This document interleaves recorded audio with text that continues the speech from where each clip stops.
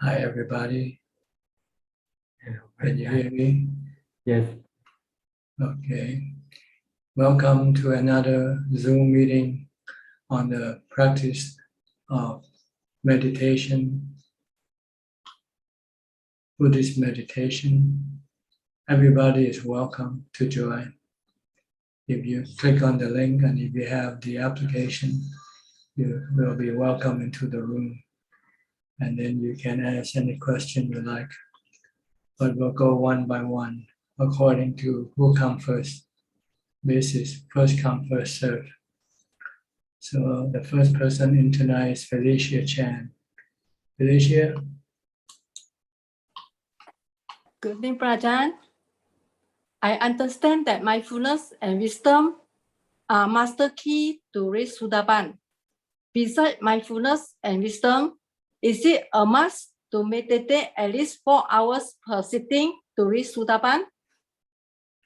It's not an amount of sitting. It depends on the quality of your sitting. Okay. If you sit for 10 hours and you have no mindfulness and your mind cannot enter into jhana, then it's useless. And the goal is to get into jhana, to get to equanimity. And then you want to hang on to the equanimity for all the time, all day long. Even after you come out of meditation, you should still have equanimity. And when you run out of equanimity, you should go back into jhana again. This is the first step. You want to make a mind always calm, peaceful, and happy, and have equanimity. Doesn't have any emotion, doesn't have love, hate, fear, or delusion. Although you might from time to time have some of this, but you will then stop it right away with mindfulness. Once you have the ability to control your emotion, then the next step is to develop wisdom to completely get rid of your emotion. Your mindfulness cannot get rid of your emotion permanently. It can only stop it temporarily. But when your mindfulness becomes weakened, then your emotion can arise again. So if you want to get rid of your emotion permanently, you have to apply wisdom. That is the Four Noble Truths and the 3 characteristics of existence to stop all your cravings. Okay, thank you. Prajan, I have another 2 questions. Number 1, for those who have dana, sila, and have entered jhana, if they die in accident, will they rebirth into hell or ghost or animal? No, they will probably go to the formless world. But then again, it's not 100% sure, because if you have some bad karma in the past, that can determine where you might reborn also. So, but for the most part, you would quite most likely not go to reborn in the animal realm. If you can maintain your practice of dana, sila, and samadhi, bhavana, even not at the level of wisdom yet. If you can reach the wisdom stage where you become a sotapanna, then this will be 100% sure that you will not take birth in the lower realm of existence, lower than the human realm. Okay, thank you. Another one, how soon will human rebirth after they die? I read from a book. It says human will rebirth within 49 days. Is it correct? Not necessarily. Human birth comes after you have expired your good karma or bad karma first. So if you still have strong good or bad karma, then this good or bad karma will take effect first. Will get you to heaven or get you to the lower realm of existence until your good and bad karma balance itself. That is, the good karma cannot influence your mind to take birth in the higher realm, and the bad karma cannot influence your mind to take birth in the lower realm. And that's the time when you will go and wait for a human body. Okay, thank you. Okay, thank you. Okay, Mutana Pajan Sadhu. Okay. Next, Silky from Malaysia. Silky. Good evening, Rajan. I do not have question at the moment, but I would like to help my mother, Felicia Chan, to report her progress because she was not sure how to express this in English. So she remember your teaching to stay mindful and also calm outside meditation. So the longer she can stay mindful and calm, the better it is. As so far she observed that she can stay mindful and calm for at least 6 hours, but she has not gone beyond that. It's not because she cannot do that, it's more because that she would have already gone into meditation within 6 hours. So basically her meditation, the time interval between her meditation sessions is within 6 hours. So can I help her to ask for Prajan advice or any pointers for her? Thank you very much. Well, if she thinks she can maintain calm and equanimity while she is not meditating, then she can, instead of developing mindfulness, she can start contemplating on wisdom, investigating the nature of things around you, people and things, and all the sensual objects, that they are impermanent. They're in a constant state of change. We cannot keep them the same, remain the same all the time. They keep changing, like your body and everybody's body keep changing, getting older and older. And sooner or later will get sick and eventually die. This is something she can continue on teaching her mind to reflect on this truth until it sinks in her mind. So that when she sees things change, when she sees things disappear, she would not be sad, be affected by the change of things. So this is something that she can do generally. But if she wants to do something much more stronger than that, then she might have to take the test to see if she can face death and not be disturbed by death, by maybe exposing herself to danger, like go practice in the forest, alone in the forest, where there might be some wild animals and things like that, to see if she can remain calm and like when she is at home. See, staying at home is one environment. You cannot determine from this environment that you have really let go of your attachment to your body yet. So you want to expose your body to some form of danger so that you can then test your mind to see whether it can still remain peaceful and calm or not. This is as far as death of the body is concerned. As far as the sickness or the painful feeling of the body, she will have to sit and until the pain arises, and then try to see if she can still remain peaceful and calm and not be affected by the painful feeling that arises. Can she leave the painful feeling alone, not try to manage, not try to get rid of it, just leave it alone. This is something like, this is the real vipassana, the taking of the test. And if you just really investigating when you are in a safe environment, when your body is not sick. You don't know whether what you know is true or not. Okay, can you explain this to her? Yes, I will. Thank you, Ajahn. Okay. Get Yenso from Penang. Good evening, Ajahn. I'm listening. No question today. Okay. Kok Seng from Singapore.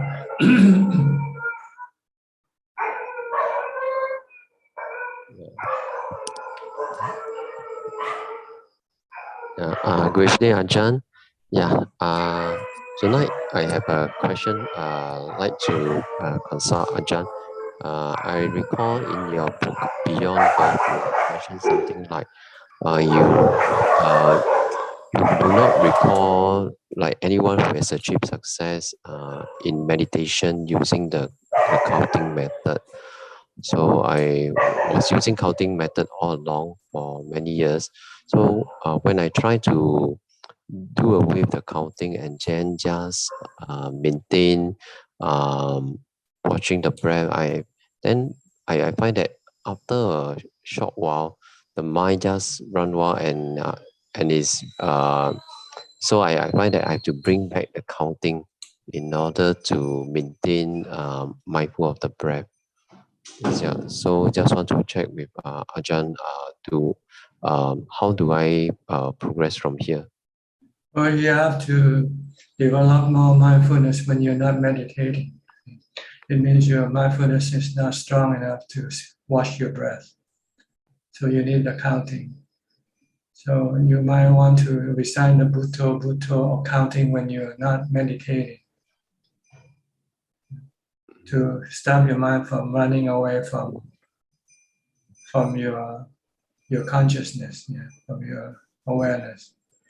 You want to stop the mind from thinking. Whatever you do, you just want to focus on what you do, like eating, walking, taking a bath, anything that you do. You want the mind to stay with that and not go think about other things. If it goes away, then you can use counting to bring it back if you like, or you can use Bhutto. But this is what you need to do until your mindfulness become continuous. We call sampachanya. Then when you start meditating, you might not need to count. You can right away sit and watch your breath and stay with watching your breath until the mind becomes empty and calm. So that means in the meantime, I will still continue with the counting of the in and out breath from 1 to 10. If you need to, if you cannot watch your breath, then if you find counting will help you able to watch your breath eventually, and you need the counting. But eventually you're going to have to stop counting and just merely watching your breath. Okay, I will try it out. Thank you, Ajahn. Okay. Nanapan from Bangkok. นมัสการค่ะท่านอาจารย์ No question right now. Happy to listening in ค่ะ Okay. By the way, Happy New Year, everybody. Chinese New Year today. Lunar New Year. Okay. The year of the tiger. This is the year of the tiger. Okay. Next, Professor Kenneth from Switzerland. Good afternoon, Tanajan. I'd like to ask a question regarding taking the test, because I can see clearly the difference between practicing at home and in a place like the forest. Like when I went a few years ago to Wat Yan, up on the mountain, that was my purpose, was to take the test. I think at that time I failed the test, actually. But it was very useful to see the kind of defilements that were coming up, particularly fear was arising a lot. And my question is, with the emotion of fear, is the basic root of fear the fear of death? Is it the fear of losing the body? and death of the body.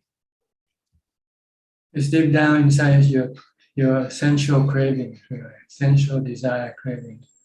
You need to have the body to provide you with the happiness that you get from your sensual objects. So you don't want to lose your body.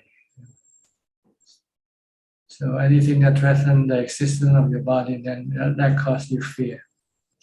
But if you no longer need to use the body for your sensual gratification, then the fear can be minimized out and almost to zero.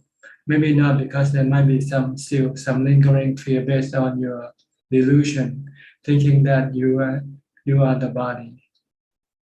But this you can also counter it by saying, I'm not the body, I'm the one who knows, I'm the one who thinks.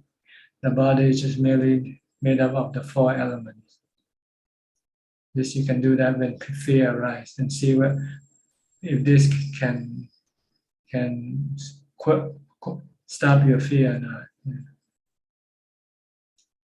It should, because this is the truth, right? You're just the one who knows, the one who thinks. That doesn't get old, get sick, or die with the body.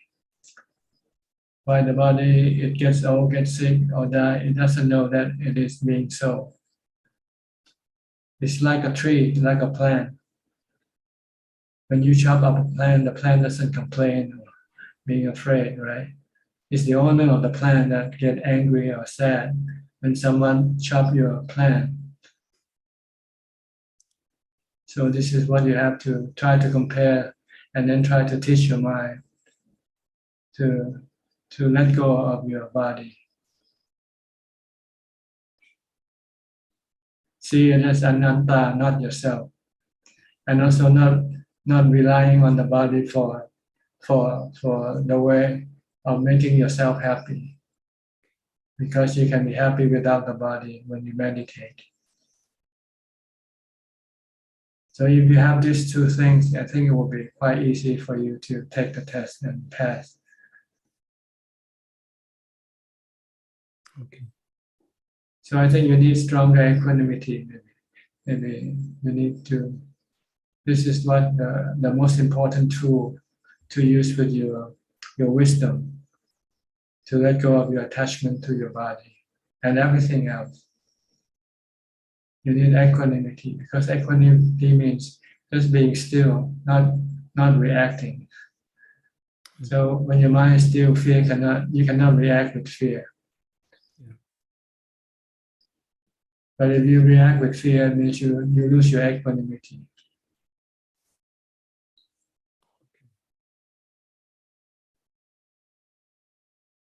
Okay.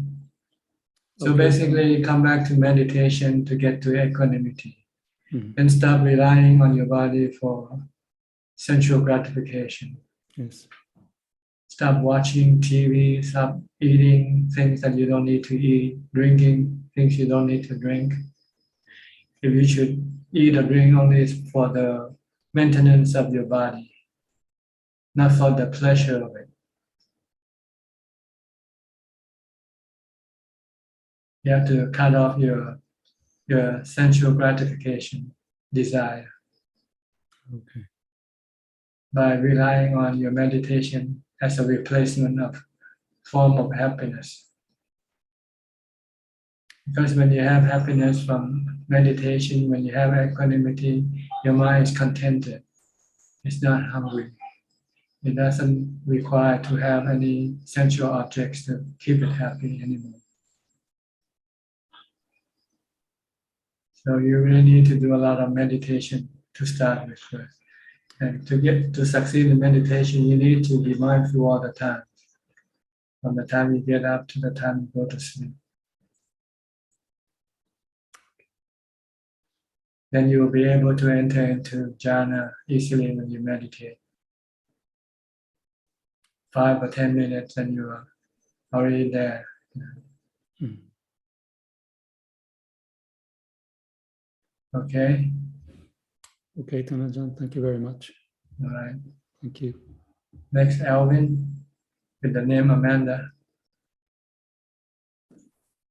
Keep changing names, but the same Alvin, the same guy. Good evening, Dan Ajahn. Yeah, my children keep on using my notebook, sorry, my iPad for their class. Sorry about that, Dan Ajahn. I don't no have problem, no problem. Just teasing you. That's all. I don't have any question at the moment, Dan Ajahn. Thanks. Okay, Johanna from Indonesia. Good evening, Ajahn. Happy Chinese New Year, Ajahn. Yeah, I'm sorry if I sound a little bit unenergetic today because yesterday I had my booster vaccine, so it kind of give effect on the body today. I want to share an experience I had last week, Ajahn, where it happens when I sleep. It's like my mind is telling myself that there's a voice like this, like, there's no rebirth. Like if we die, then this body die, then we die. There's just a voice like that, yeah, when I sleep. And then after I wake up, I remember the voice inside my head. So it stays in my mind that whole day until I asking myself, are you sure about everything that the Buddha said? Like, it's just so messy in my head that day. And until in the evening, when I was in the public space, I saw the people around, and I try to contemplate on the body. I contemplate on the 4 elements of the body. I contemplate like when the body dies. If the body dies, then it's just the 4 elements that dies. Then, of course, there's a rebirth. And how can I think like that? I mean, when I wake up, I think there's no chance that I will have doubt in the triple gems, but it suddenly happened in my mind when I sleep. I just want to ask Ajahn, is it correct if I try to resolve it like that? Is the contemplation right? Or maybe Ajahn have another advice for me, please? Well, right now we are just on the beginning stage of trying to see the truth, which it is still on a imagination stage, not the real thing. So I will not worry too much about what you see or contemplate. Mm-hmm. I think you should instead concentrate on mindfulness first, and try to not to think about this truth. If you can avoid it, try not to think about it, because it's still not real. It's just imagination. Yeah. You want to do more mindfulness, because if you let your mind go think about these things, then your mind will not have mindfulness. You want to stop. You want to have the ability to stop your thought first, because your thought right now is just running around in circles. You don't know where or when it comes and goes. It's not under your control. Mm-hmm. So I can just think about anything and cause confusion on your part. Yeah. So this is not the way to practice. The way to practice is to keep being mindful, stop thinking. Because your thoughts are not reliable. They are not. Sometimes they can be truthful, and sometimes they can be deceptive, delusional. So I wouldn't rely on your thought right now. I would rely on mindfulness to stop thinking first. Okay. And then to get into jhana first. Then you'll start to see the truth when you enter into jhana. You see the separation of the mind and body. Then you know the body is not you. The body is the 4 elements. But you are the one who knows, the one who thinks. So when whatever happens to the body doesn't happen to the one who knows and the one who thinks. The one who knows still keeps thinking, still keep knowing.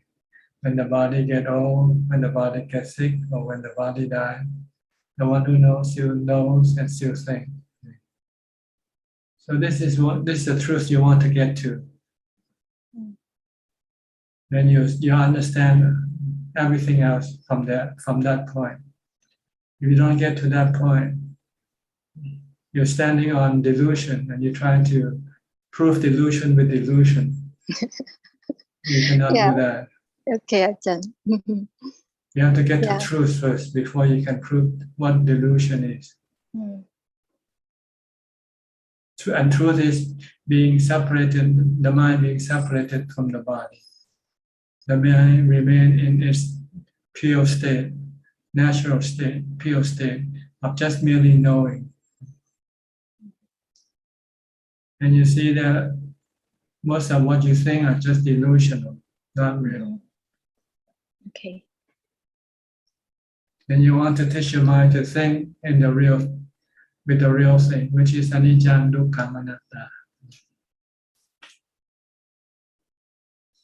So try to stop using your thought right now to solve your problem. You cannot solve it with your thought. You have to solve it with meditation, mindfulness. You have to get into jhana. And then from there, you'll be able to distinguish truth from delusion. Right now, you cannot distinguish truth from delusion. Okay? Because on the one hand, you think the body is a four element. On the other hand, you think the body is you, right? Maybe I just actually I discussed it with Siddhartha last week about this problem of mine, and he said actually you have to ask Ajahn about this. Don't try to solve this alone. Yeah, okay, don't solve the problem until you get into jhana. When you start to see the truth of the body and the mind being two separate entities first. Okay, Ajahn. All right. Yeah, thank you, Ajahn Anumodana. Anura G from New Zealand. 1:30 for you or 2:30 for you? It's 2:30 in the morning. 2:30. Yeah. Thank you. Yeah. So I don't have any questions. I'm just happy to listen in. Yeah. Okay. Karen from San Jose. 5:30 for you. Yes, good morning. Different day. Yeah. Anura is 1 day ahead of you. I know that's hard for me to understand how we can be together on different days. Yeah. I'm just happy to listen today. Thank you. You're well? Everything okay? I'm struggling. I completely relate to others who are talking today. I'm having a really hard time. My mind is really battling me on my new path. My mind is going, oh no. don't go down that path. Come back here and let us make you crazy.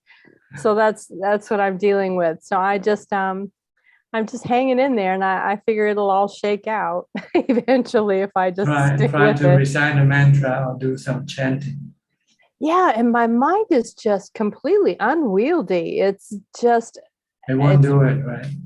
No, yeah, and I was, and it seems like I'll go along and things are going better and better, and then this last couple of weeks, maybe at the most, it's just completely like gone off on its own thing. No matter how hard I try, I'll find it's been hours of my mind going completely crazy, and I go, what happened? Where did I go? You lost the leash. You need to bring the leash back. Which is mindfulness. It's so crazy, and part of it is I have been wondering if my practice would be better, easier somewhere else, and so I totally went down that rabbit hole this last week, looking at options of moving and would it be better or not, and oh my goodness, so yeah, I am kind of going crazy, but What you need is mindfulness. That's what you lost. Bring it back. Yeah, Recite a mantra or something. Try to do it for 1 hour. and I actually picked up a fiction book. Unfortunately, it was really bad anyway, but I lost that. I was being I made it almost a complete month and I was okay. And anyway, so yeah, and it's funny, I thought, well, okay, I didn't promise I wouldn't watch a video, so I watched a couple of videos. Just anyway, I figure you already know before I have to say anything what's going on with me. But anyway, so it's What you need is mindfulness. Yeah, and Facebook, I if I turn on Facebook and I tell myself, oh, I'm just going to look at Ajah's page, no, I end up looking at everything else. And so this week I thought I'm just not. So in case anybody's been messaging me, that's why I'm just staying away from Facebook too, because I don't just stick with you guys. I end up over here and I spy on people and I go crazy. So anyway, so I'm trying to just get my leash. Pull my brain back. Yeah. Okay. Hope you succeed. Yes, eventually. Yeah, I know soon would be better. Yeah. Thank you. Okay. Next, Kwan Liman from Malaysia. Prajan, next Monday I'll be going for a retreat in a monastery in Malaysia. Yeah, they also follow the Thai tradition. Prajan, may I know what do I need to focus in the practice? Mindfulness. Mindfulness is the most important. It's a starting point that you have to start with. Like mindfulness is like the key to your automobile.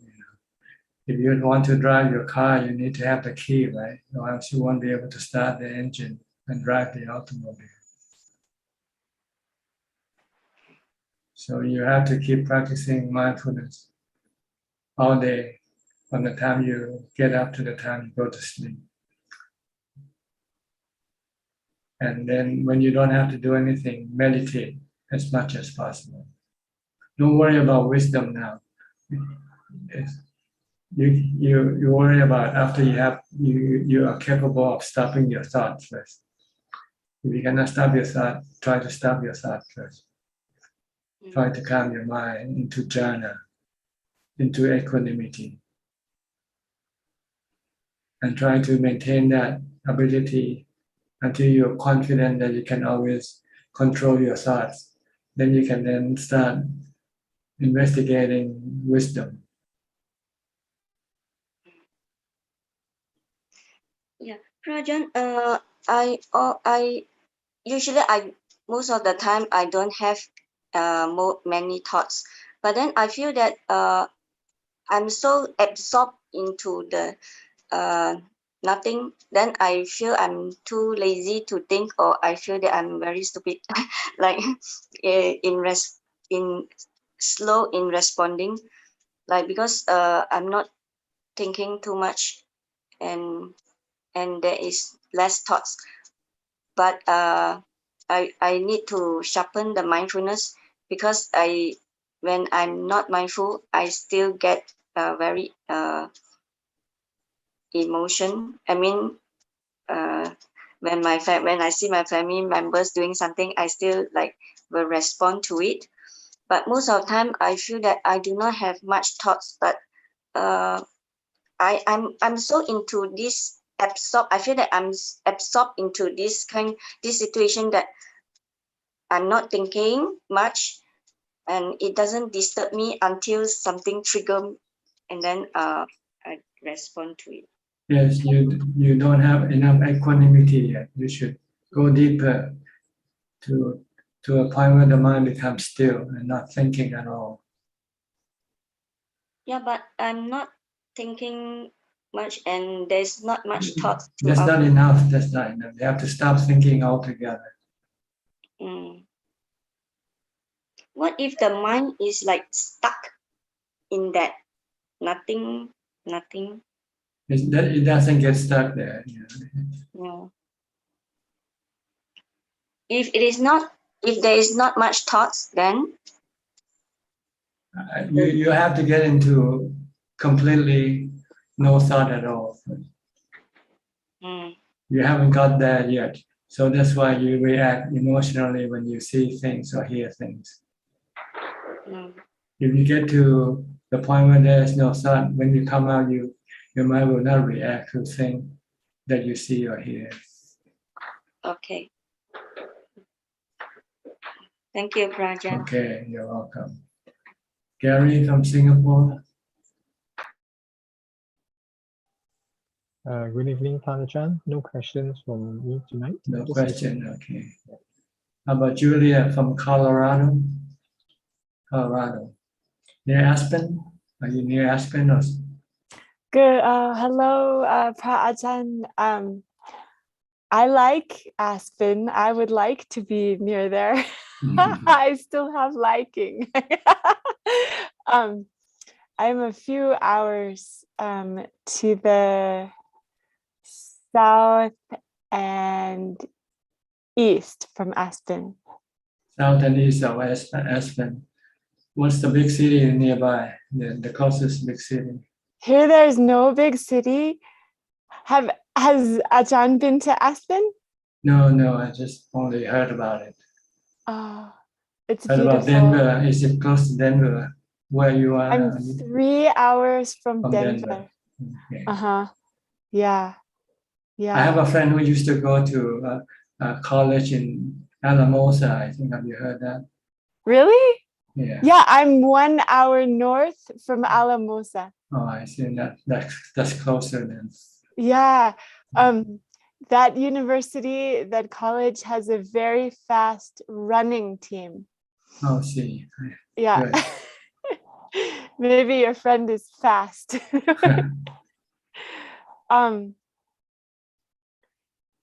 Every time I think of a question, then Ajahn answers it already to someone else.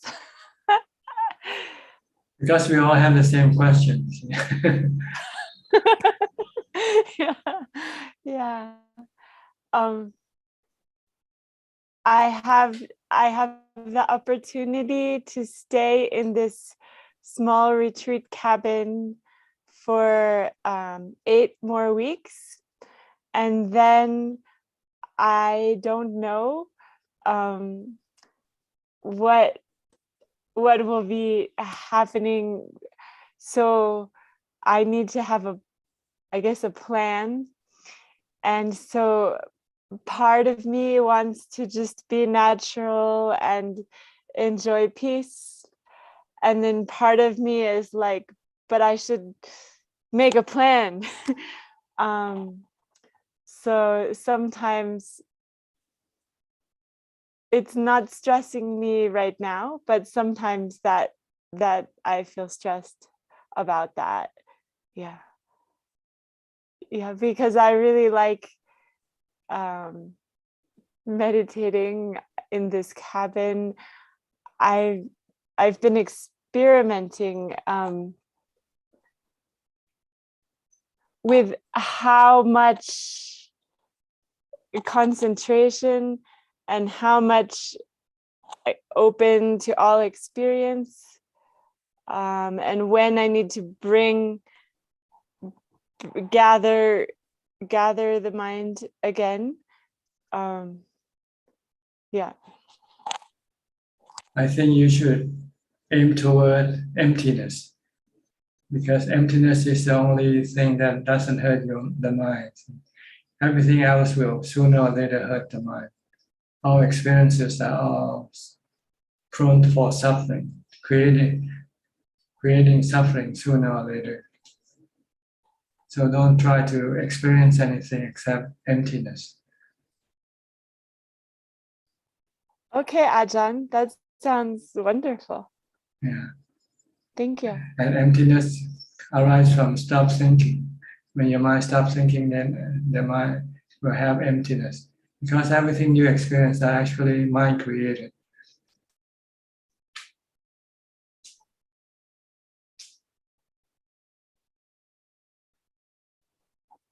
I'm talking about when you're meditating, not when Yeah. you open up your eyes. But all the experiences you experience while you're meditating are all mind created. And they're all delusional or illusion. They're all illusion. They're not real. The only real thing is emptiness. Oh. So try to get to emptiness and you'll find it. That's where your mind becomes most peaceful and most happy. Okay. Anumodana. But you need mindfulness to get you in there. You have to stop thinking, stop creating all these experiences for you to enjoy. Because they can backfire sooner or later.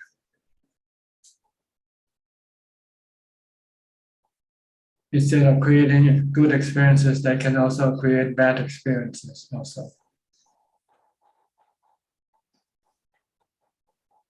Okay.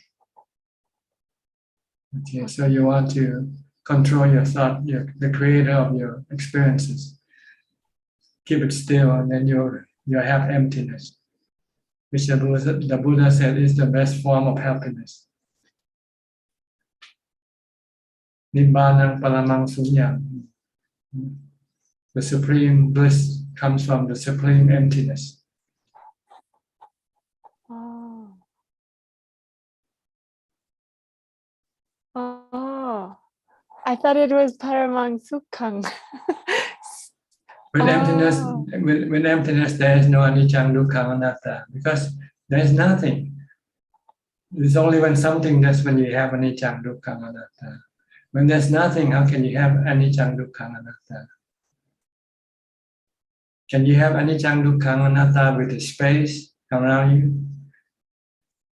The space, they don't change. They don't rise and cease. They don't come and go. Space is all around you, always there. Yeah. Okay, that's the perfect object for me. Cool. Okay. Happy New Year, Ajahn. Is this a community place or just a private place you stay in alone? It's a man and his sister, and they have some private land, and the man built a cabin, and he lets people stay here to do meditation retreat. Oh, that's good. And you're allowed to stay for a few months. Huh? Yeah, it's very lucky. Yeah, and then in 8 weeks there's another another meditator coming. Yeah. And can you find another place like this, similar to this place? I don't know. That would be very nice. I would like that. Yeah, but I don't know. You have to look around it. Yeah. Well, I'm focusing on emptiness. But eventually you will lose this emptiness. Yeah. Or else if you are quite strong with your mindfulness, you might be able to create this emptiness anywhere. Ooh.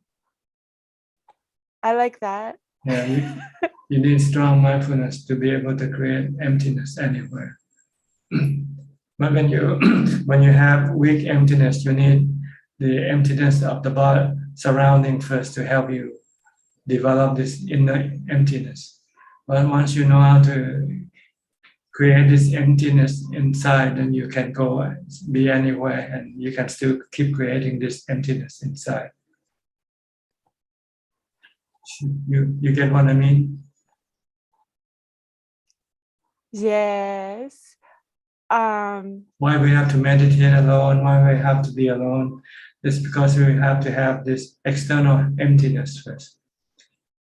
Because if the surrounding not empty, with full of distraction, you'll find this difficult to be mindful and create the inner emptiness. But once you are capable of creating the inner emptiness, then you can be anywhere and you can still keep creating this internal emptiness. Wow. That sounds like a good goal. So you should make use of the time that you have left. Try to be able to create this inner emptiness, and then when you have to leave, then it won't bother you. Then you can create emptiness inside anywhere. Okay. I'll try, Achan. Okay, just concentrate on your breath. Keep watching your breath and stop thinking. Okay, When you're stop meditating. thinking. Mindfulness. And don't be stop distracted thinking. by any experiences that comes up. Okay. Okay. All right. Okay, good. You still have about 8 weeks? Yeah. Okay. I'm very thankful for this opportunity for meditation teaching. This Okay. is wonderful. All right. Try it. Let me know how it works out for you. Okay, Ubeka from Brazil. Alfredo Ubeka. Hi. Hi. Have you have emptiness yet inside? Oh, all time, but All the 24 time. hours. Huh? Oh, that's very good then. The word is not a problem. Asubas, Bante, for Asubas. Word, Asubas. Word, things of words, meal, and body. Not a problem. Okay. But a commentary about time. Time. Yes, Buddha say that time is akaliko. When we are practicing, when we are bhavana practicing, we're not thinking about time, né? The other people's thinking about time is very, very important. Time is time to death, time to material things, time to spiritual things, time. But when we are practicing, we're not thinking about time, né, Bante? That's right, because when you're practicing, you are using your mind, and the mind is timeless. But when you're not practicing, you are using your body. So, and your body is not timeless. Your body has time, has age. So then you have to compete with time when you use the body. But when you use the mind, then you don't have to compete with time. The mind is akaliko, not dependent, doesn't change with time, not like the body. The body and everything else that the body is involved with changing with time. While the mind doesn't change with time. The mind always the same when you were born and still the same today. Same mind, yes. Same knowing, same thinking. That's all. That's all it is. Yes. Thanks, okay. Bante. All right. Okay. So don't worry about the mind. Worry about how to get rid of your attachment to your body. Yes. Then you don't have to worry about time. Yes. Akaliko. Okay. Okay. Get to akaliko. Emptiness is akaliko. Yes. Once you're in emptiness, you cannot measure when you start and when you stop, right? Because when you start and stop is the same point, right? Yes. You start at emptiness and you end at emptiness. Yes. By starting at 0 and ending at 0. Yes. Paramansukan. Okay, Paramangsukan. Okay. Emptiness, Paramangsunyang. Okay. Paramangsunyang. Paramangsunyang, Paramangsukan. Thanks, Buddha. Yeah. Thanks, Supreme Buddha. emptiness is supreme happiness. Yes. Okay. Yes. Okay. So bring your mind into emptiness. Bring it away from the sensual objects. Bring it away from the body. Get it into emptiness. Yes, my practice is more based in samatha meditation. Né? Vipassana is together, but I more practice ekagata, first jhana, né? Okay. Only breath. Yeah. Breath. Okay. I don't enter in absorption. I don't enter in absorption. I only breath. Is good. Samatha is good, ne, Bhante? Samatha is good meditation. It's good, but it's not last. It's not lasting. It doesn't last. You want to go on the next level with vipassana, then you will make. Vipassana works together, ne, Bhante? Works together. If not thinking, Vipassana works together. You use thinking to use vipassana. Yes. But you only use vipassana to stop thinking. That's the goal of using vipassana. Using thinking to stop thinking permanently. If you use mindfulness, you stop thinking temporarily. Yes. So if you want to stop thinking permanently, then you use vipassana. Yes. Okay. It's physical, but how you say it's physical?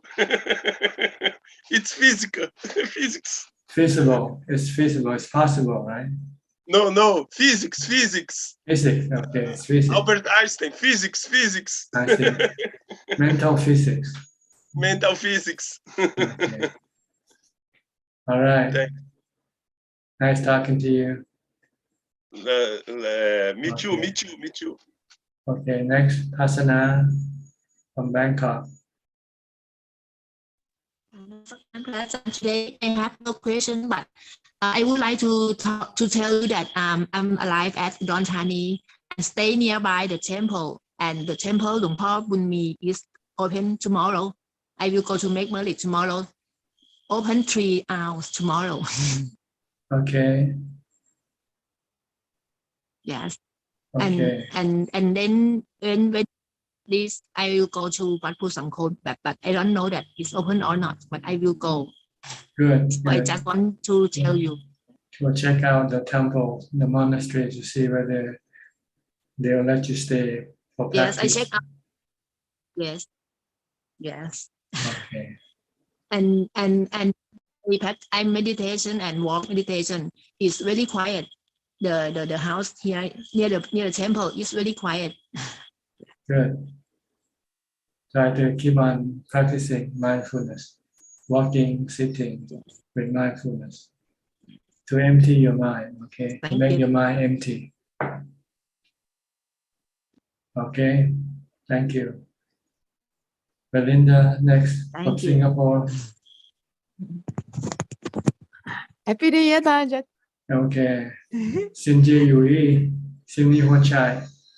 This is that you. That's you. I don't know Cantonese, so Kong hei phát trời. Kong hei phát trời. I just called my mother the living Buddha at home to wish her Happy New Year. Good. I like to Dana. The virtual orange also. You have to throw it to me. Throw it to me. I transfer to Ajahn to my intellectual emptiness. Thank you. Okay, Ajahn. Ajahn, last few weeks I listened to Karen's recorded message about beyond birth, and I also heard Ajahn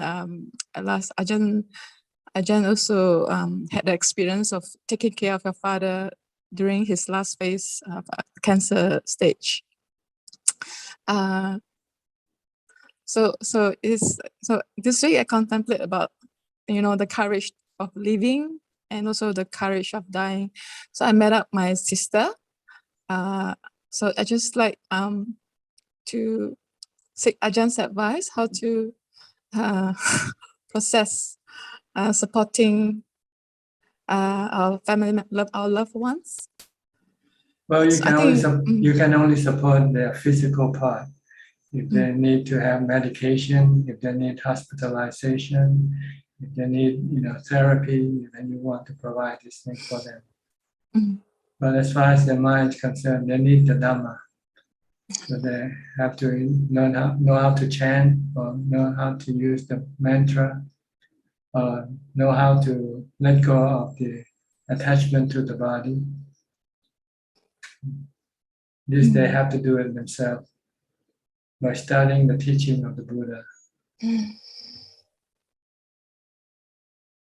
So on our part, as I because Same I thing didn't. on your part. You have to meditate. You have to apply the teaching, the Buddha's teaching to your mind, to teach your mind to let go, to see that the body is just a servant, not the real, not the mother. The mother is the mind. The mind doesn't die with the body. It's just a servant who died. So the master have to go and look for a new servant. That's all. When the old servant died, then the master go look for a new servant. So Ajahn, my sister invited me for Chinese New Year dinner. I didn't go, but I visited her before the New Year. So I just met my sister. And she told me that she's not ready to let go the body. So that's a problem. It's not your problem. Yes. So for me, because all of us have different personality, so when I get stuck, and then sometimes when someone is suffer, we tend to want to fit on somebody.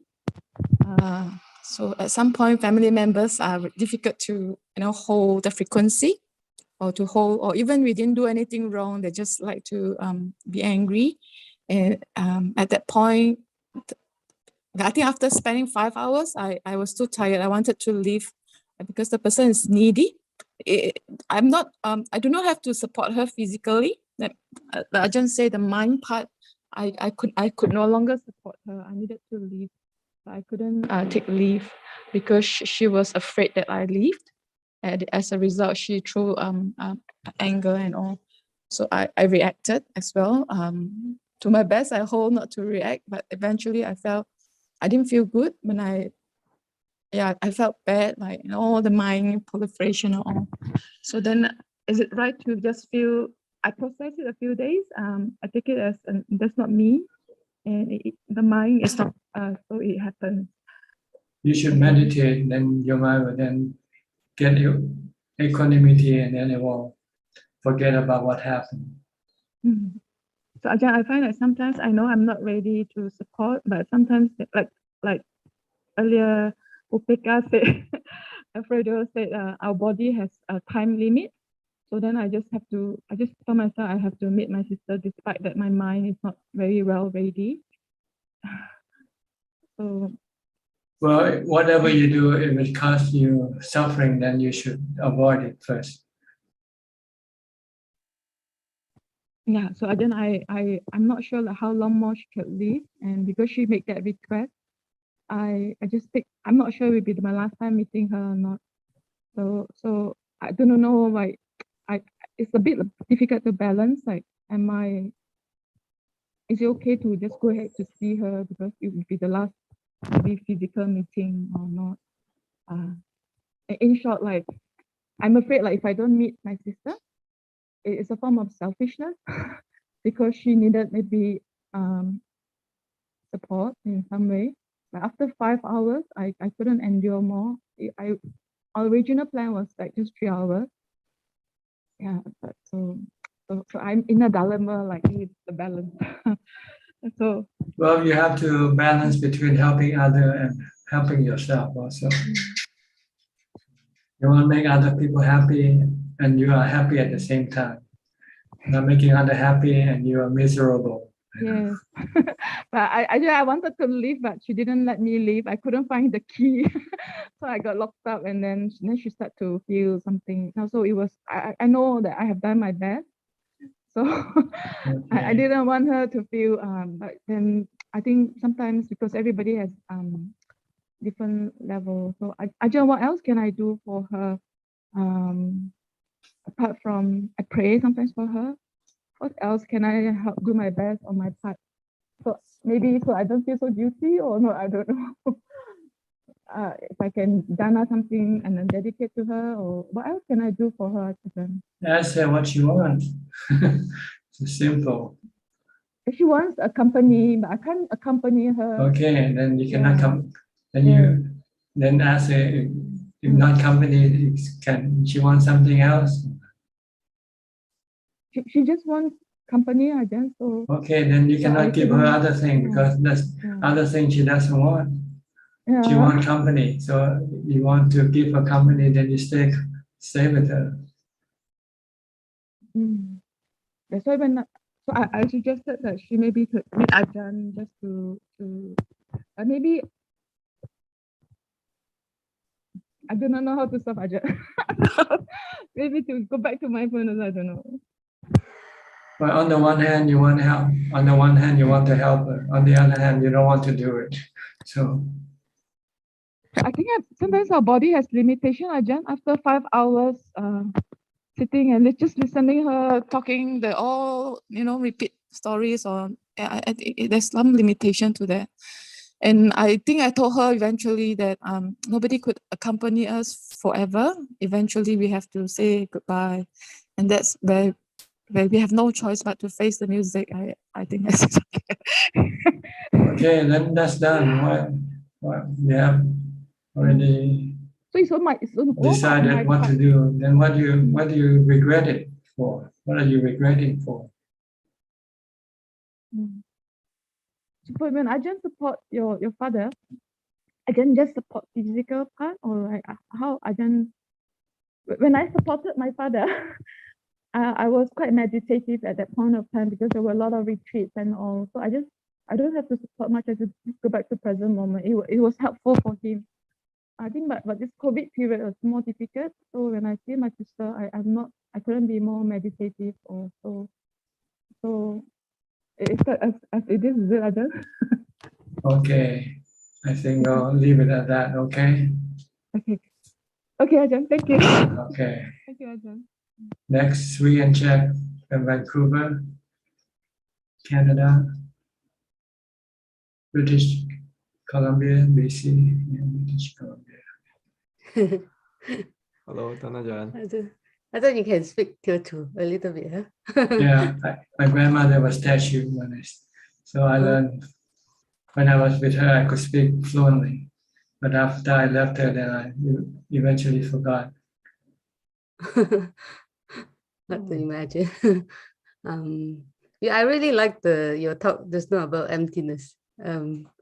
About there's no anicca, dukkha, anatta in emptiness. It's even though it's a superficial knowledge for me, but still, yeah, somehow very profound. Yeah, it's really good talk, Ajahn, just now. Should do it, throw everything around you away and just have empty room. So the picture is behind the wall, behind you on the wall away, and strip of everything unnecessary. Then you'll find much more happier. There's nothing, you have less things to worry about, less things to take care of. You can do this physically first. Empty the physical environment first. Then next you empty the mental environment by mindfulness, by stop thinking. So Tanajan, what you are saying is like, first you use like Kaya Viveka. Is that? Yeah, Kaya Viveka, then Kaya Viveka will then induce the mental Viveka, Chitta Viveka. Yeah, okay. If your surrounding is, you have surrounded with so many things, then you will be involved with this thing, looking after them, taking care of them. So you won't have able to go inside because you're stuck with the outside. When there's nothing outside to pull you, then it's easy to go inside. Yeah. Okay. Good advice. Yeah, good advice. Tanajan, I have a question regarding the meditation. Before we meditate, you always ask us like to recite Buddho, right? So we recite Buddho, but at the same time, we also watch like our body's action. These are different methods. You can use mantra alone, or you can keep watching the body alone. Sometimes you can use both. It's up to you. The goal is to be able to stop thinking. That's all. That's the purpose of developing mindfulness. To be able to stop your thoughts from running around, running wild, thinking about this and thinking about that. So if I happen to use both, because I think my mind maybe is not ready yet to do just one, but then eventually we want to drop it to just one object. Yeah, eventually it will be better if you can just keep watching your body. Keep watching what you do. Then you don't have to get tired with reciting the mantra, because reciting the mantra can also take some more effort, and you can get tired from doing it. But if your mind is still stubborn, then you might need to use the mantra first. If you want to stick to what your body is doing, then you might have to use mantra, chanting.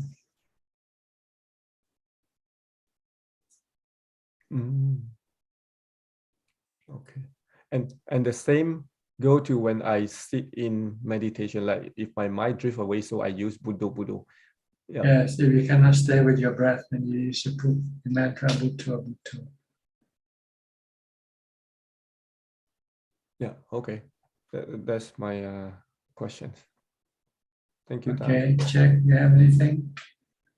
I saw your video of the visit from Long Po Boage. Is it? Sorry, Boage.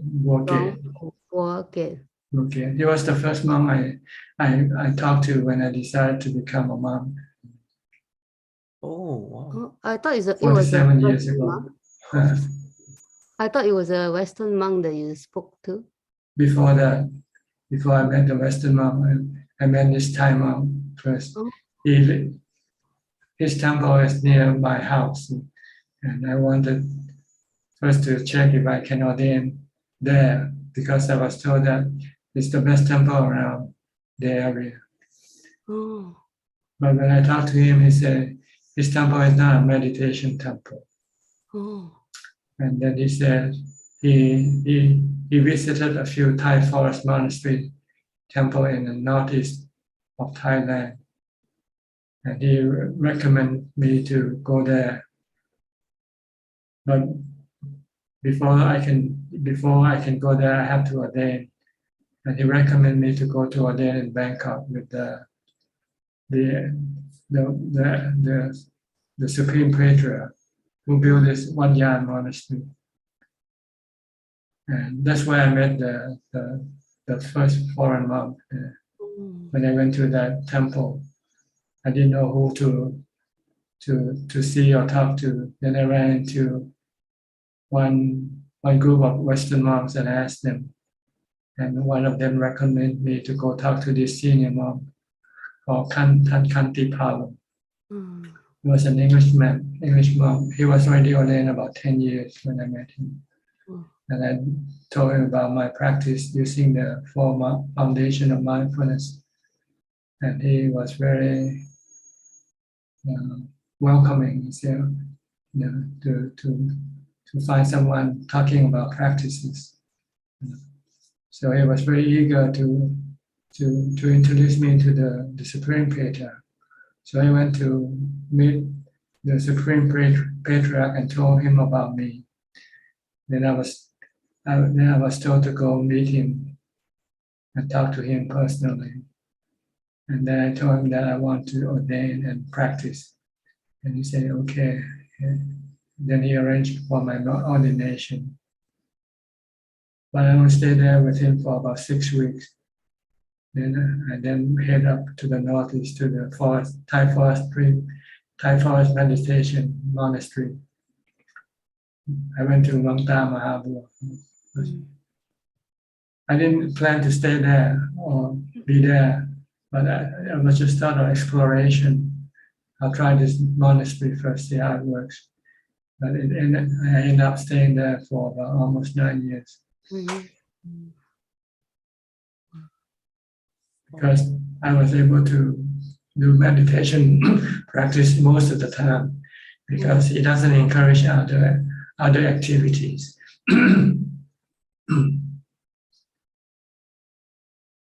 So I think one of the people looking after this senior monk who came to see me a couple of days ago, I think he read this book of mine and discussing about him. So he just want to bring him to come and see me and to sort of have a reunion of some sort. But unfortunately, he wasn't able to speak. Yeah. So he just was mumbling something I could not understand. But at least, Yeah. I think it's the optic more than anything else. Because he's highly a respected monk. So if a highly respected monk come and visit you, it means you must be important or something.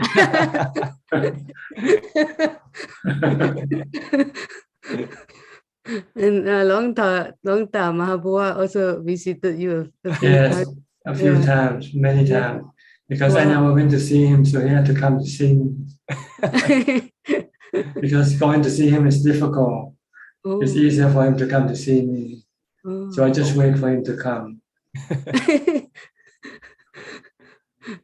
I think I mistaken Long Po Wagit as a Long Dhamma Mahabua's disciple. Oh, it's not. He has and he's in Chong. But he had respect for the Thai forest tradition teachers. I see. He went to visit a few monasteries. Then he decided to build one nearby his temple. He bought land and then he planted trees and make it a forest monastery. It's still existing today. Is it close to you? Yeah, it's not far from here. Maybe about 20 miles from here. Oh. Yeah. Okay, let's come back to the Sorry. I just saw the video and I thought, my friend told me it's Long Po Wagit. It's 88 now. Sorry? 88 years old. Oh, I see. Yeah, it's still inspiring to hear your story. Ajahn. Okay, any question? Other question? No, I just love to watch your video, Ajahn. Okay. All right. Let me go to Jessica. Jessica. Hello, Thailand. You're in Bangkok now?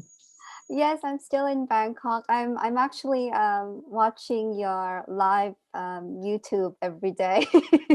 It's like I see you every day. In Thai at 2 o'clock. Yes, in the Thai language as well. So yesterday was actually the birth of this body.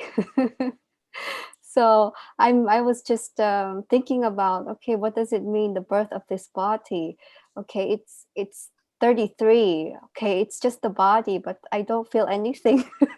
Tanajan, where did this 33 come from? Just a measurement. Yes. It's just like it's just like the process of the banana. Once it is ready, you just cut it down from the tree, and then you pack it. You wait for it to ripen, and then once it's ripened, it's just the process like the aging. I'm seeing the process of aging in a leaf. In many places that I go, it's Dhamma is everywhere, Ajahn. It's like you cannot close your eyes and not see the Dhamma. And I'm just like it's never a how do you say it? You never stop learning. You never stop learning. I think once you die, that's when you really stop learning. So once you become enlightened, then you stop learning. Yes, you just like now just observe. So I just observe the number 33. Okay, it's the age of the body. What can I do for this body? How can I make use of it? So for my birthday, I actually went to the temple and I cleaned a lot of toilets with my friend, and so I did that. That was pretty nice. That's what we call community service. Yes, there's not so many people who wants to get their hands dirty, but at the end of the day, our body is more dirty. They want to make the toilet dirty, but they don't want to clean the toilet. So yes, exactly, Tadachan. If you see under the microscope, our whole body is much dirtier, I think. Yeah. And so it was a very good experience as well. It was not my first time cleaning the toilet. But, this is a super contemplation in real time. Yeah. So as long as I have energy, I keep doing it. So it's just the body, it's not me. So I keep going with Hannah-chan. Good. Yes, that's it. Do you have any questions? No questions. No questions for today. Okay. Then let me go to the next person then, okay? Yes. All right, Philip and Adeline.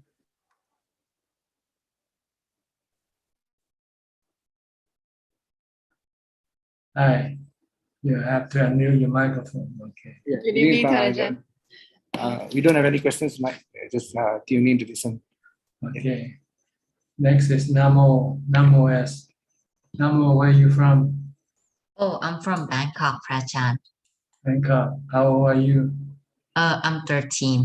13. And why are you here? Oh, so me and my mom really like watching Prajan videos, especially the one with Dr. Veerapan. I see. Right. Do you have any question you'd like to ask?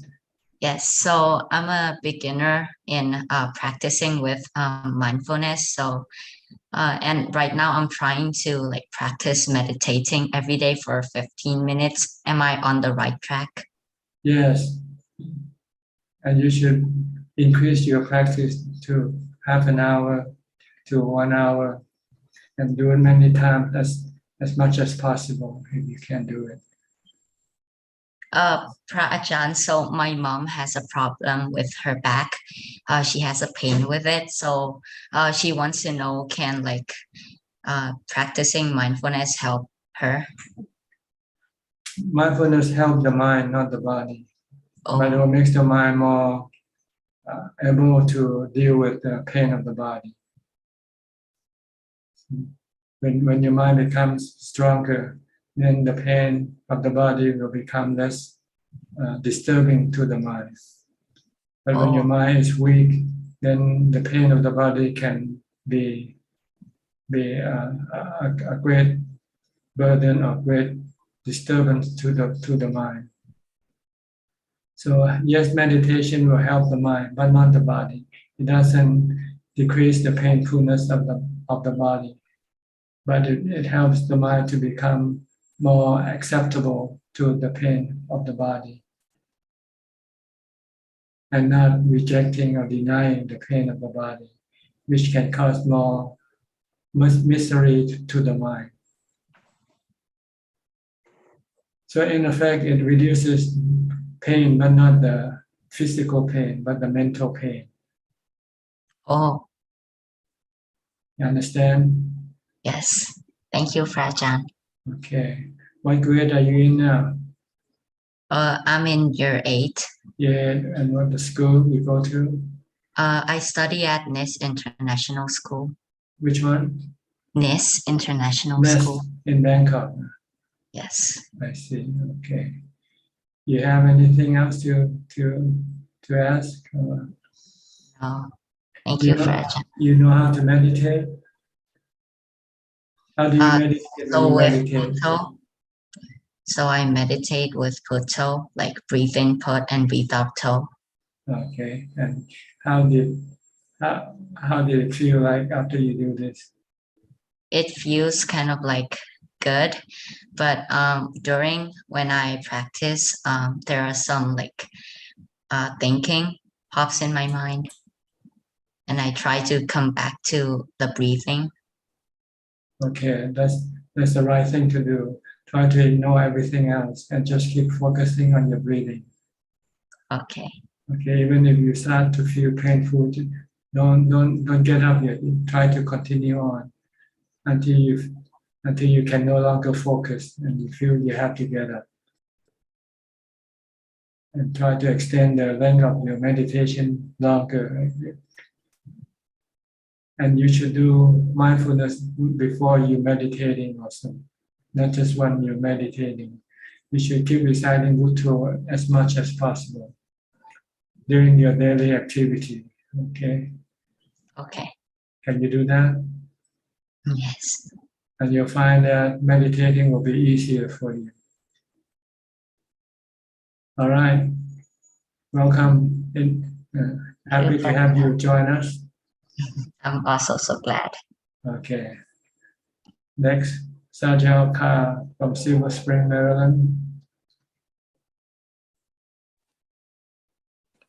Thank you, Dhanajan. I'm kind of undergoing some kind of like a mental anguish, and I try to I'll try to present that in this way, that as if like I'm submerged in water, and the world is like an octopus with thousands of tentacles, and it's trying to attack me, and I'm trying to cut up the tentacles one by one, and it almost feels like it's impossible to do. That means. And then the thought also comes to me that why don't I just get out of the water, because this beast cannot actually survive outside of water. So if I just get out of the water, maybe that I'll be on a safe ground of dharma and don't have to just cut the tentacles one by one defilement at a time. And then another thought comes to my mind is that that hydra, the octopus that I'm looking at, is that actually me, myself, and my mind. Would you please comment? Oh, they are the three cravings. Yes. Cravings for sensual pleasure, craving for being, and craving for not being. These are the ones that causing you problem. And when you say you want to get out of the water, it means you have to meditate to get into jhana. See what I mean?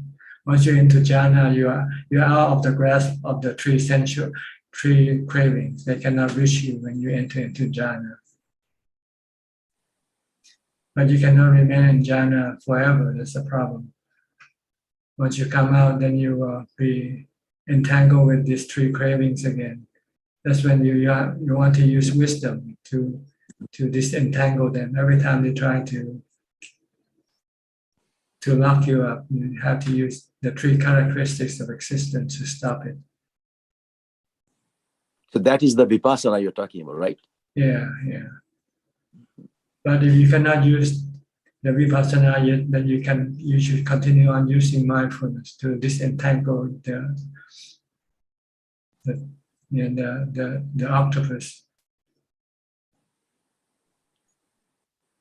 Thank you. Every time you want to watch TV, you say, just Bhutto, Bhutto, Bhutto. Every time you want to have a cup of coffee, you say Bhutto, Bhutto, Bhutto. Easier said than done, right? I have cut out entertainment completely. I mean, I've cut myself off from that. I sleep on the floor, but still the teachings can remain at a very fascinating intellectual curiosity. And this practicing is the only one that can actually realize the Dhamma in somebody's life, right? Otherwise, it becomes more words that you create based on the words that are already written, really, right? So, yeah. Yes, if you want to think of the three characteristics. Or sensual objects are anicca, dukkha, anatta, for instance. then it will stop your cravings for sensual gratification. And all beings are also anicca, dukkha, anatta.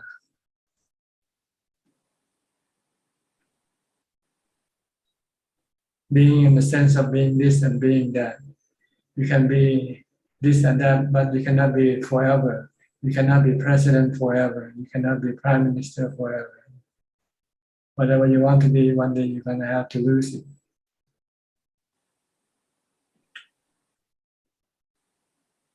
So if you think in this way, then you can stop your cravings and get rid of the misery created by your cravings, anguish.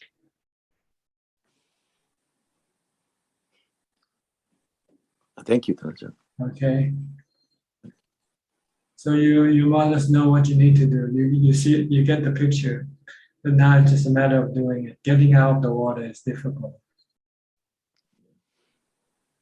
Getting into jhana is difficult. That is comparison to getting out the water, according to your simile. So be mindful, use mindfulness to get your mind out of the water of cravings.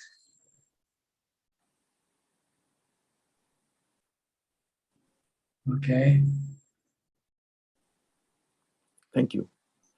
All right, let's see who's next now. Looks like everybody has asked the question. So maybe it's time for Facebook now. Is there any question from Facebook? Yes, there are 3 questions from Facebook, Thanachan. The first question from Yato. Namaste, Ajahn. Happy Chinese New Year and Gong Si Fat Chai. I have some questions. Yesterday I meditated. I feel happy and calm, but I feel like I was in outer space. Should I survive in that situation? Thank you. Should I survive in that situation? Yes. Well, you already did that, so you survived already. So I don't know what the question is. And the second question is the durations of my meditation is not too long, between 20 or 30 minutes. Is that enough? No, you have to do more. You have to practice more. You have to develop more mindfulness in order for you to be able to sit longer. So when you run out of mindfulness, if you want to continue sitting, you can start using mindfulness like the mantra to keep pushing for more mindfulness. Then you will be able to sit longer. If you cannot sit, then you have to get up and then you can do walking meditation to increase more mindfulness that way. Until you get tired of walking, then you can then come back and sit and meditate again. And last questions, a question from Charles, Bangkok.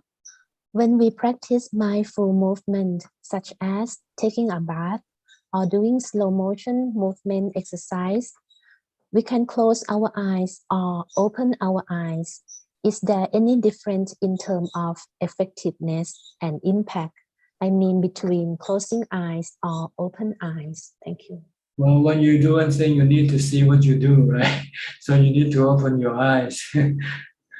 If you close your eyes and you don't know what you're doing, you might do it wrongly. So yes, you need to open your eyes when you're doing things. Only when you meditate, when you're sitting and you don't have to do anything, that's when you should close your eyes. And one new question, Thanachan. Question from Hai In Il.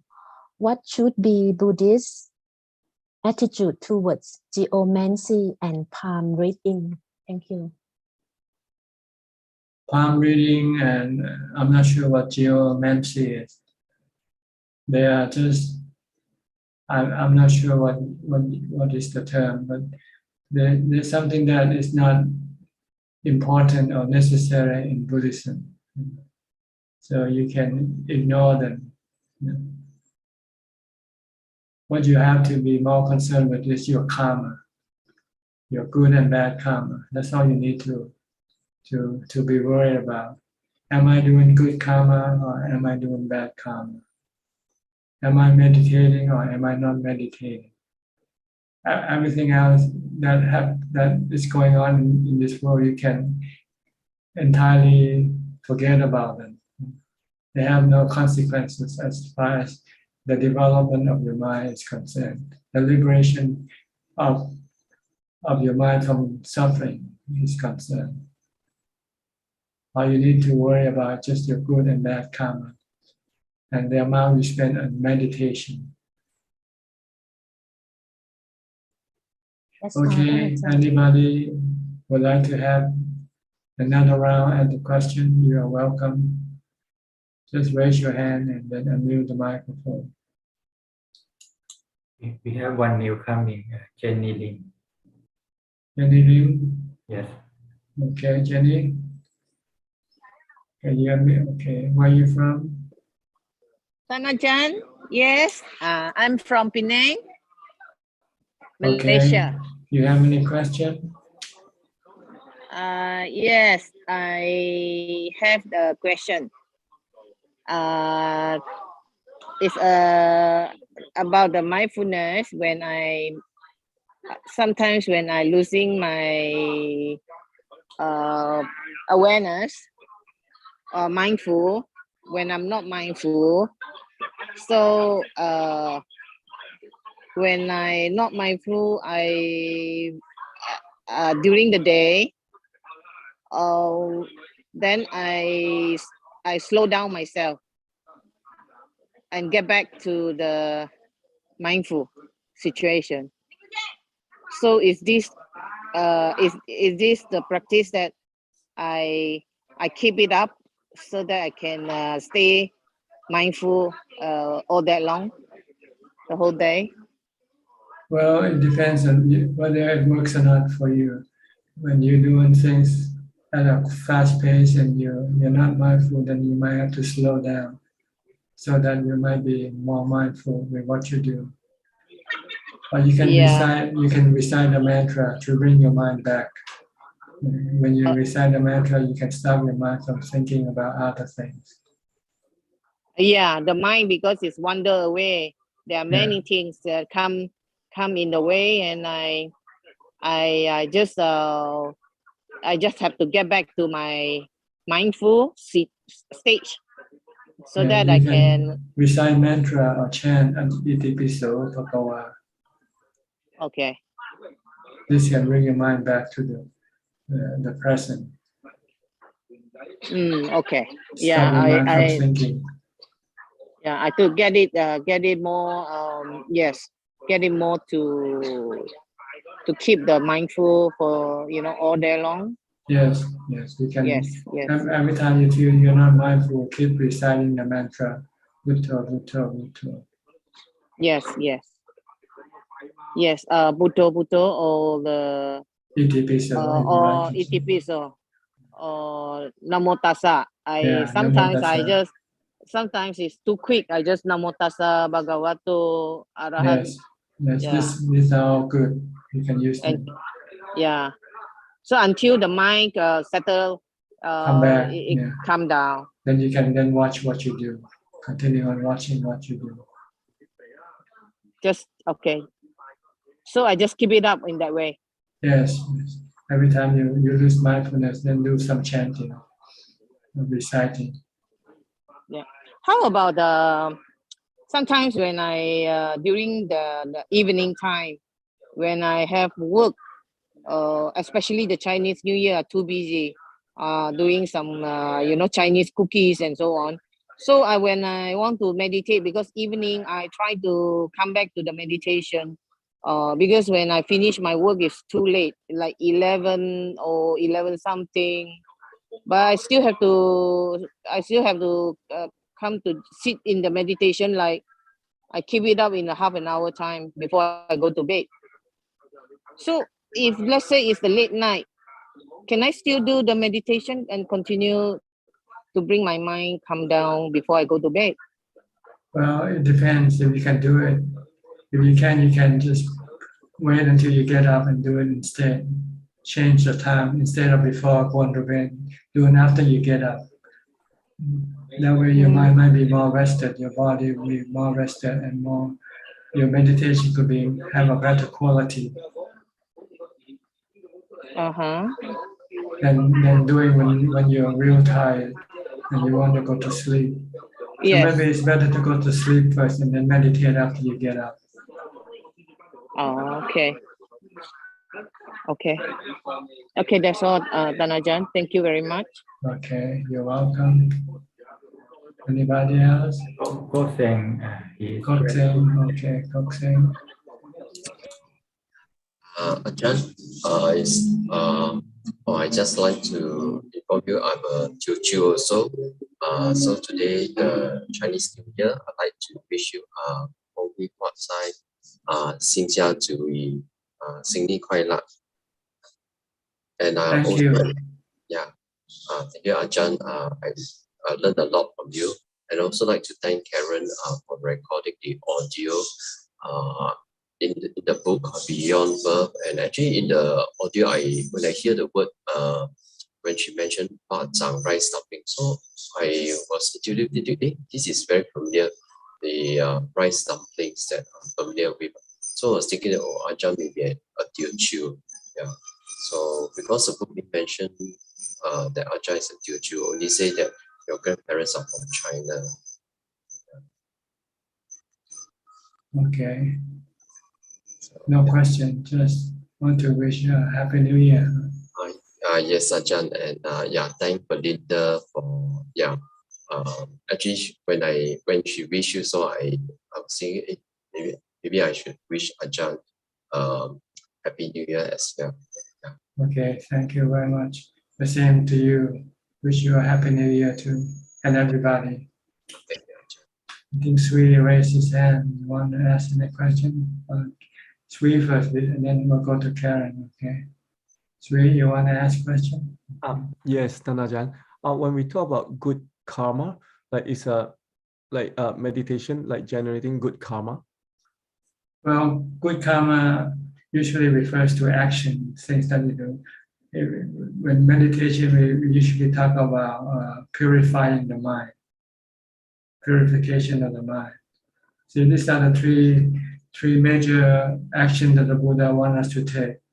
First, avoid doing bad karma. Second, do only good karma. And then the third is to purify the mind.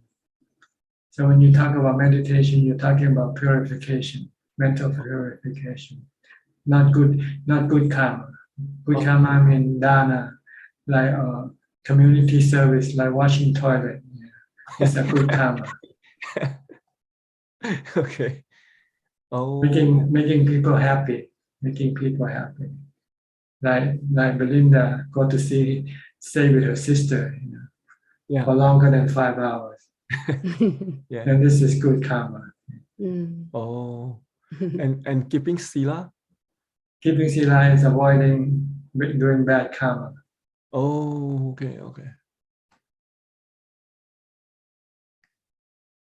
Okay. Yeah. Dana is good karma, charity. Helping people, making people happy, being Santa Claus, principally being Santa Claus all year round, not just during Christmas time.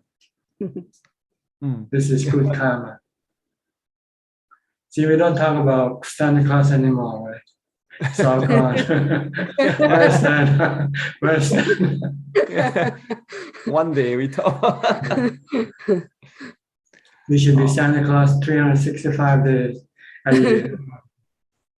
Yeah, that is what Buddha wants us to do. Yeah, to be. If you have to do anything, do good karma. If you cannot do good karma, then don't do anything. Go purify the mind. Okay. Yeah, and when we do good karma, it will help us like in terms of our practice. Is that? Well, it makes you feel you have good feelings from good karma, and you have bad feelings from bad karma. And also your rebirth can also result in good realm or bad realm of existence from your good and bad karma. Oh. Okay, thank you, Tanajan. And your dreams also will be determined by your good and bad karma. If you have good dreams, it means this is the consequence of your good karma. If you have bad dreams, then this is the consequence of your bad karma. And how about no dreams?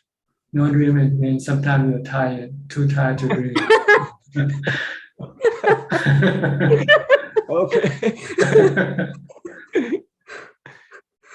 So no matter what, we'll have dream. You'll either pick a good dream or like or you have a lot of mindfulness, you have a lot of jhana, then you usually don't dream either. Oh, okay.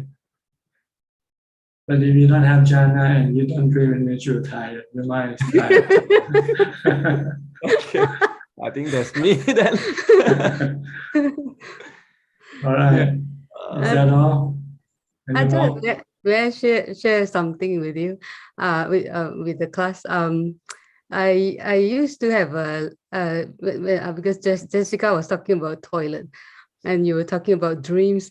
When I was young, I think I was kind of traumatized by going to really dirty toilets, and it stayed in my mind, and like from time to time I'll have when I'm stressed out or something like in real life, I'll have like the dream of going to dirty toilet, and one time I think I heard your teaching about, you were saying, oh, what's so like it's the same, like our body is just as dirty, and then like it's nothing, like it's the same, like just compare. So I listened to your teaching, and then I compare my inside, like the body is so dirty and it's same as the dirty toilet. What's so disgusting about it? Like if I can live with the body, what's so disgusting about the dirty toilet? And it's really, really helpful, Ajahn, that teaching that you give. I think it was yeah, it helped me like say got over that fear of dirty toilets actually, and I never ever had that dream ever again, like since it's like my mind accepted your teaching, like it's it's the same. Yeah, Like what's so dirty about it? you don't see it dirty anymore. You just see it as being the earth elements. Yeah, it is really helpful, Ajahn. Like I got over that like, and no more dream, no more that the dream doesn't come, and like no more. It's like I accept, my mind accepted, and I don't have any problem going to dirty toilet anymore. Like like if I can live with this dirty body, what was so dirty about the toilet? The dirty toilet comes with a dirty body, right? Yeah, but nobody taught me this one until you taught this Dhamma, and then it helps me so much in yeah, because I don't have that anymore. I don't have the fear and don't have the dream no more. Yeah, it's a really good teaching for me. It's so simple though, isn't it?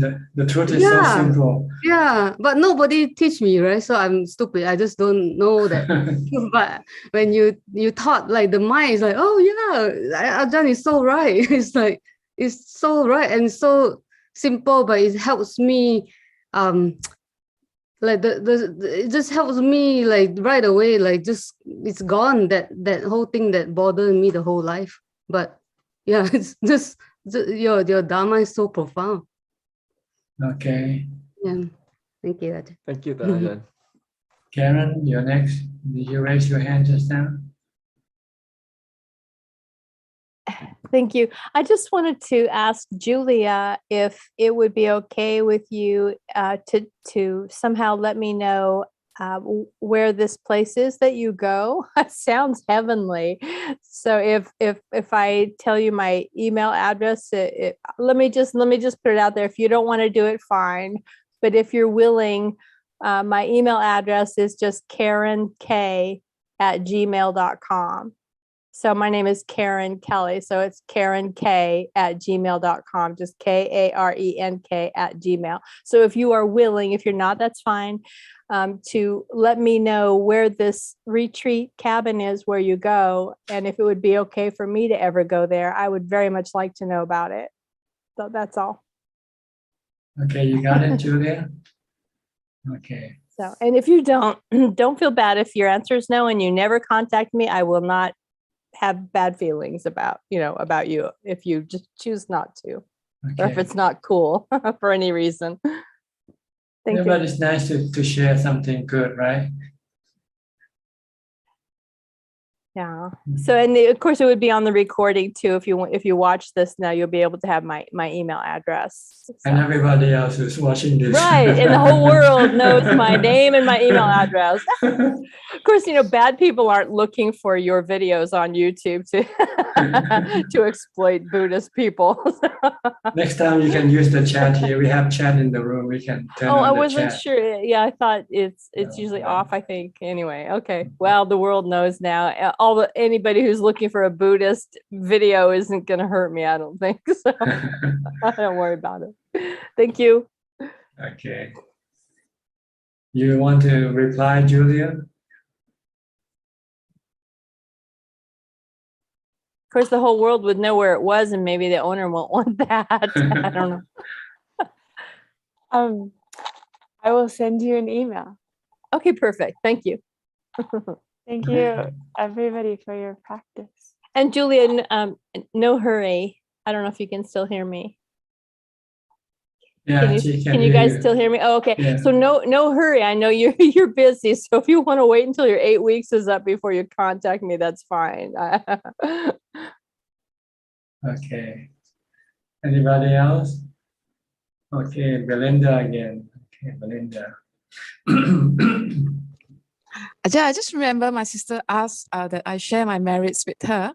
So could I just teach what kind of merits can I share with sister now, this period? Stay with her. That's the greatest merit. Other merit is just imaginary merit. They're not real. The real merit is to be with her, make her happy. I didn't want to reveal this online now because there are some complications. So it's not that I didn't want to accompany her. There are different complicated matters that I don't think it's appropriate to reveal. You should take this as an opportunity to see whether you can take the test or not. I asked myself a few times. I feel I'm not quite ready for that. That's Complications not because of my sister, it's other factors within the family. So it's very private to the family. So I find at this point, maybe I think what I can do now is to buck up my practice. Then I probably would drop fear. Then I could face the music. Then. Okay. Is there anything else I can do for her? Ajahn merits, like if after I done something, can I still share with her? Or nothing? Nothing. This is the only way to make her happy, is to do what she wants you to do for her. She asked that I share merits with her. So if I I done to Ajahn, I can it's just imaginary. Just imaginary. You can tell her that you did some merit, you did some dana, and you say, "Oh, thank you," and it's just not real. The real thing is when you'll be there with her and she's happy, right? This is not. Maybe I should call her more Zoom online. Then I think in that way I can do that. Yeah, you can do that also. Maybe not be too close, but close enough to make her know that you are around. Whenever she needs you, she can maybe call you or whatever. Thank you so much. Thank you. Okay. All right. Anybody else would like to ask any more questions? Okay, seems like everybody is content, happy, not curious. Okay. Julia, do you want to? Oh, she's just paying her respect. Okay. Well, in that case, I think it's about time for us to call this meeting to an end. Thank you very much for your participation. I hope that this meeting will benefit you and help you advance in your practice. In the meantime, please be safe, be happy, be mindful, and keep on practicing as much as possible. And if all else go well, I'll see you again next week at the same time. Thank you and goodbye. สาธุค่ะ สาธุพระอาจาร Sadhu, ย์ sadhu, พระอาจารย์ Thank you. พระอา Thank จารย์ you. Bye. Ajahn. Thank Thank you. you. Thank Bye. you. thank you, Chan. Bye. Good night, Amy. Thank you, Good luck. admin. Everybody. Hey, Thank hey, you. see Bye. everybody. Thank you, Thank you, admin. admin. Thank Bye you. Bye. bye. New Year Thank you, Kun Admin. Thank you, Kun La. Thank you. Good night. Happy New Year